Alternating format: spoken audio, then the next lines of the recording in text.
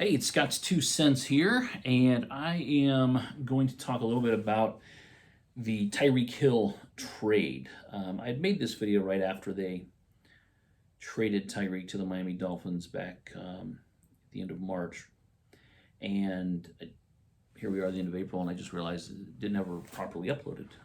So, going to kind of recreate that a little bit. So, look, I think it shocked. I think it shocked Chiefs fans. I don't think anybody saw this one coming. I think everybody just assumed that of all the contract issues that the Chiefs were facing with, Tyrann Mathieu, who I think people assumed was not coming back. You looked at Clark. You looked at, Jones had just signed a big number, but so he's locked in. There's a big number there. So you look at Clark, and then Hill, like they needed to take care of Hill. And I think everybody just assumed that they would.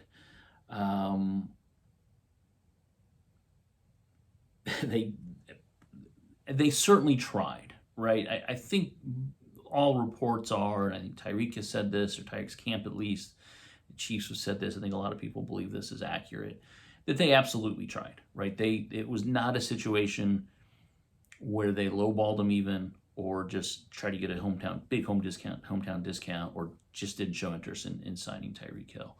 I think they absolutely made an effort, but eventually got to the point where his demands, and I don't love the word demands, but it's probably appropriate. He simply wanted too much money for the Chiefs. I think what he was asking for was fair.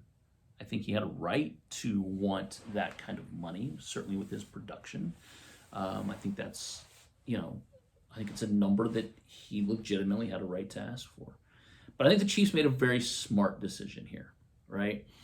I think it hurts your heart as a Chiefs fan, but I think it's 100% the right decision, and I think it was a great trade, okay?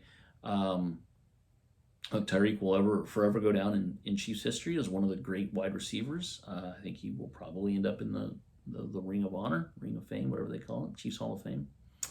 And of course, who will ever forget his performance in the Super Bowl? Obviously, the huge catch. So, yeah, I think as a fan, it hurts your heart because he was a fun guy. Like, he was a guy that you enjoyed watching.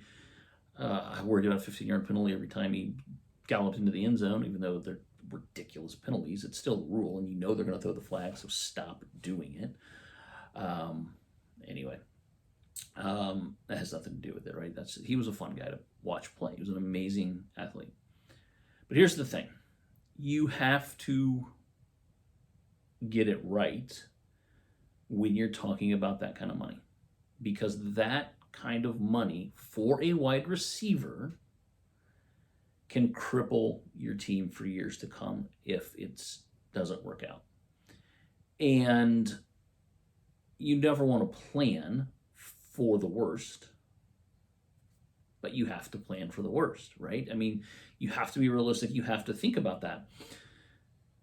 Guys don't get faster as they get older. Guys are not less injury prone as they get older. This is a smaller wide receiver who's in phenomenal shape, don't get me wrong, but he's still on the smaller side, right? And he's had some injury issues, not bad at all, certainly considering the position he plays. But look, guys that get older don't get faster, and they aren't healthier, right? They're more likely to get injury prone. It's just the reality. Now, is that coming next year? Is that coming in 2 years? Was he about to fall off a cliff? No, I don't think so. But you'd rather be early than late, right? You'd much rather be a year early than a year late, because a year late, everybody sees it and the value's not there. And also the other side of this is the Chiefs didn't just trade away a guy to save money on a contract. They got a great return on Tyreek Hill. A lot of draft picks in 2022 and a couple in 2023 that have potential to be great players for this team. Now, when I originally made this video, obviously I didn't know who the Chiefs drafted.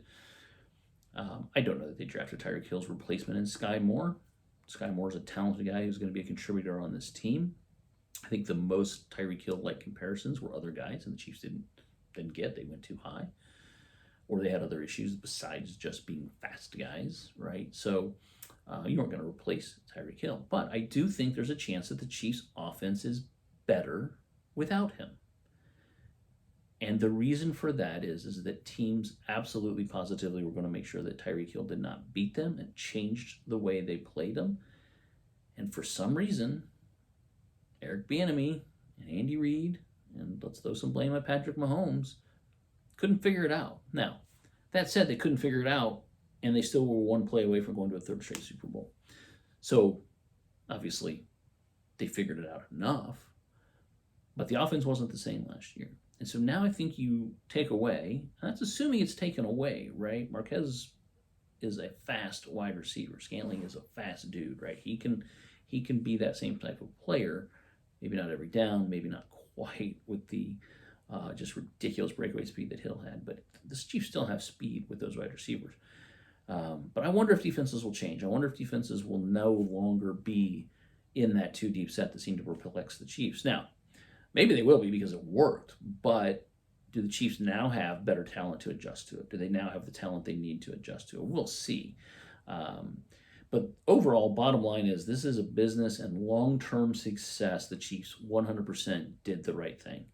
And then they went and had a great draft, right? Again, this was something not in the original video, so this is a little bit of a remake of that initial Tyreek Hill reaction, which my reaction hasn't changed, right?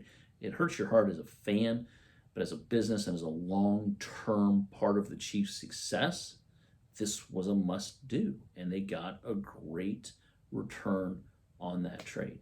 And I guarantee you, in 2022-23 season, and even beyond, there's going to be a game where Tyreek Hill does something phenomenal, has an amazing game, and the Dolphins win a football game on the same day where the Chiefs lost a game where maybe they didn't have a receiver make a great play, and everybody's going to point to that and say, see, we should have had Tyreek Hill.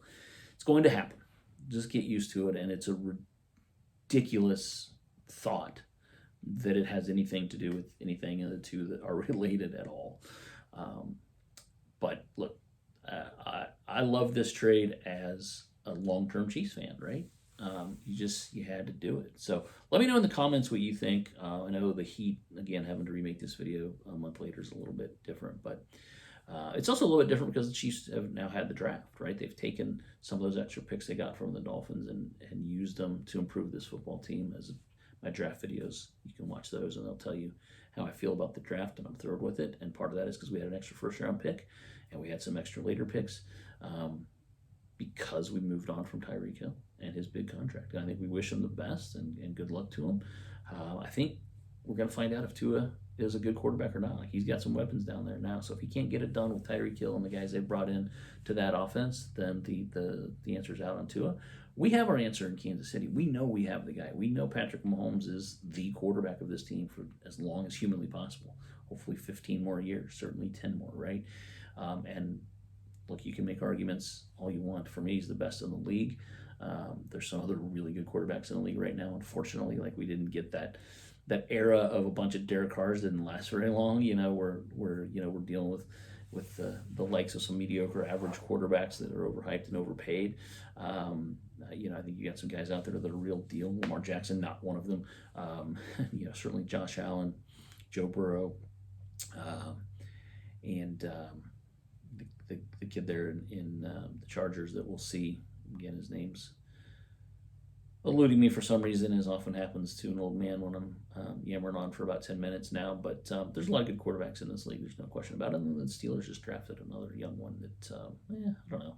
People said this draft class was down. I thought Pickett was a decent prospect. But we'll see. We'll see. But the Chiefs, I think, still have the best. And that's going to make this, that means our window's wide open right now. And so you have to make decisions like moving on from Tyreek Hill to make your team good, because the Chiefs don't have a chance to win next year. Well, not just next year is what I should say. Like, it's not just a one-year deal for the Chiefs. It's not a closing window. It's not a 1 or 2 year deal. It's a 10 to 15 year window. And to take advantage of a 10 to 15 year window, you can't have the highest paid guy at every position. And the Chiefs knew that.